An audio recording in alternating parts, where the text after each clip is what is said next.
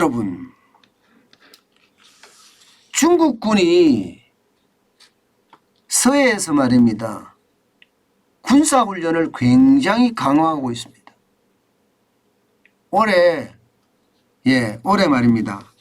이게 다 찾아본 것도 아니에요. 조선일보가 이게 해사국 홈페이지에 들어가서 랴오닝이나 샨둥이나 또 텐진이나 그 다음에 렌웨강이나 여기에서 말입니다. 군사활동 관련 항행 금지 공고를 확인해 봤습니다. 그랬더니 와우 100회나 됩니다. 100회. 이게 뭐 정부가 발표한 것도 아니고요. 실제 중국 해사국에 들어가서 확인한 숫자예요. 그런데 이 100회라는 숫자는 여러분 전년 대비해 보면 30%가 늘어난 수입니다. 야, 이게 어떻게 생각하면 참 충격적이죠. 지금 중국은요, 근래 들어서서 군사력 자랑을 엄청나게 하잖아요. 뭐 낸시 펠로시 미국의 하원 의장이 대만을 방문하고 나니까 말입니다. 대만을 둘러싸고 그야말로 실전 같은 훈련을 엄청나게 해댔잖아요. 아마 그런 결과일까요? 왜 중국은 서해에서 군사훈련을 30%까지 증가시켰을까요? 이게 말입니다. 이게 이만큼 늘어났다는 게 어떻게 생각하면 좀 충격적이다 이렇게 생각을 하고 있습니다. 지난해 같은 경우는 77회라고 하거든. 77회. 77회인데 지금은 100회 이상을 늘렸으니까 훈련 횟수가 더 많죠. 이 중에서 말입니다. 25회는 실탄 사격 훈련이라고 합니다. 실탄 사격 훈련. 여기에 실제 해상 순찰을 포함해서 다른 훈련까지 포함을 시키면 100회가 뭡니까? 엄청나다고 이야기합니다. 주로 어디서 훈련하느냐? 이게 또 문제잖아요. 여러분 보시다시피 대한민국의 배타적 경제 수역이라는 곳에서도 지금 훈련을 하고 있습니다. 일반적으로 말입니다. 중국군은요, 자국의 어떤 작전 경계라고 주장하는 게 서해 동경 124도 인근 해역이거든요. 쉽게 말하면 배타적 경제 수역이라고 하는 건 공해예요, 공해. 공해입니다. 실제로 말입니다. 이게 중국하고 북한하고 영해에 대한 어떤 정의를 내릴 때 1962년에 동경 124도로 내렸습니다. 동경 124도. 그래서 124도를 동쪽 경계로 하는 해상에 대해서 실탄 사격을 하겠다. 이런 이야기까지 나오는 거니까 동쪽이니까 이쪽이겠죠. 그죠? 124도를 경계로 이쪽이겠죠. 근데 이거는 북한하고 정한 거잖아요. 북한하고. 그런데 최근에 바로 이 부분 말입니다. 이 부분에서 굉장히 중국군의 활동이 활발해진다는 거예요. 올해 중국군의 주요 훈련 지역 이런 빨갛게 표시된 거 있죠. 빨갛게 표시된 거. 이런 지역에서 주로 일어났다는 이야기입니다. 심지어 말입니다. 124도선 인근에 부표를 설치를 하거나요. 그렇지 않으면 한국 함정을 124도 서쪽으로 이동해 오면 요 빨간 선을 넘어오면 말입니다. 자신들의 작전구역이라고 하면서 나가라 이렇게 경고까지 지금 하고 있는 실정입니다.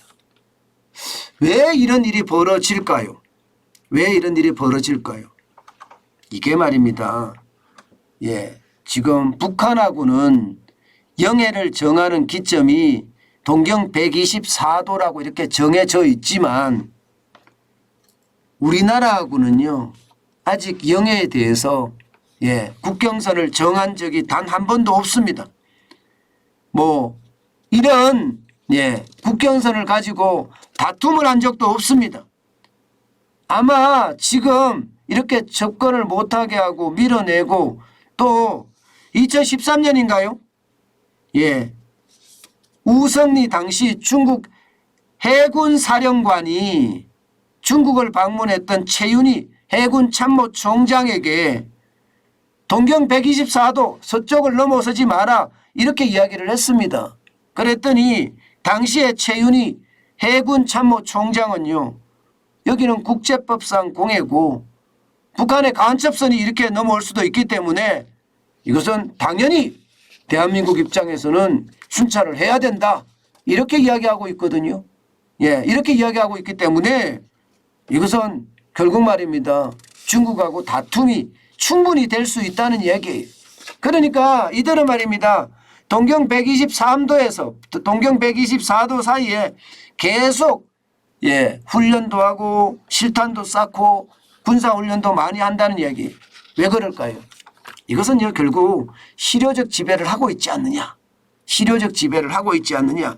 뭐 이런 얘기가 아마 나오게 하기 위해서 그렇지 않느냐 이렇게 해석하고 있습니다. 중국이라는 나라는요. 이게 강국이지만 중화라는 게 중국 중심의 문화라는 거거든요.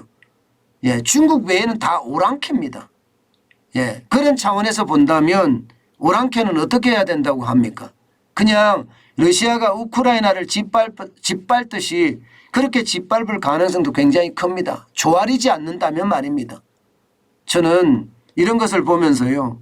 중국이 앞으로도 아마 이 내용을 가지고도 굉장히 많이 부딪히거나 게다가 또 중화 사상을 더 발전시키기 위해서 지금 하는 모습을 보면 계속 부딪힐 가능성이 큽니다. 여기에 대한 것도 우리는요. 강력하게 주장해야 됩니다. 여러분 제가 자고 우면하면 안 된다고 말씀을 드리잖아요. 대한민국은요. 지금 전 세계에서 보면 신냉전 체제로 갈려져 있습니다. 우리가 러시아를 따라갈 겁니까? 중공을 따라갈 겁니까? 중국을 따라갈 겁니까? 아니잖아요. 우리는 자유민주주의와 시장경제를 표본으로 삼고 있는 서방세계하고 함께 해야 됩니다. 이게 4대주의가 아닙니다. 4대주의가 아니에요. 독립이고 자주고 굉장히 중요한 이야기지만 우군의 세력이 있어야 되잖아요. 우리가 미국의 세력이 아니라 미국이 우리의 세력이라 이렇게 생각하면 간단합니다. 그러면 우방과의 협력을 어떻게 할 것인가. 여기에 대해서 말입니다. 이게 고민할 거 없어요. 눈치 볼 거 없어요. 강력하게 밀고 나가야 돼요. 물고 나가야 돼요. 그래야지만이 우리가 살 길이 생기는 겁니다. 우리가. 여러분 이게 외교라는 건 그렇습니다. 이게 뭐 지금까지 보면 우리 그렇잖아요. 안미 경중이라고 하잖아요. 안보는 미국이고 경제는 중국이다 이렇게 이야기하잖아요. 사실 이 전략 자체가 중국이 꿈꾸었던 전략인지도 몰라요. 결국 한국을 경제적 종속으로 만들어서 말 잘 듣게 하겠다 이거 말입니다. 앞으로 여러분 이 경제적 속국 지금 뭐 속국이나 다름없을 정도로 굉장히 경제가 중국에 많이 의존되어 있는데 이 부분 빨리 다변화해서요. 우리가 살 수 있는 길 제대로 모색해야 됩니다. 계속해서 달려가는 거 저는 자칫 잘못하면요. 최악의 상황을 맞을 수도 있다고 생각을 해요. 어느 정부든 지금 문재인 정부 같은 경우는 친중 노선을 걸었기 때문에 상황이 굉장히 복잡해져 있거든요. 지금 그 언제부터라도요. 언젠가는 와야 됩니다. 언젠가는 중국의 어떤 보복이 또 올 겁니다. 그렇다면 우리의 선택은 분명합니다. 자유민주주의와 시장경제를 선택하는 거. 저는 잊지 말아야 된다고 생각해요. 윤석열 대통령이 미국의 하원 의장인 낸시 펠로시 의장이 왔을 때 만나지 않은 것. 저는 이런 걸 보면서요. 사실 의아했습니다. 사실 무섭기도 하고요. 도대체 윤석열 정부의 외교정책은 뭔가 저는 이런 생각도 들었었거든요. 제발 자고 우면하지 말고 앞만 바라보고 대한민국 국민과 대한민국 국가만 바라보고 국가 운영을 해 주셨으면 좋겠습니다.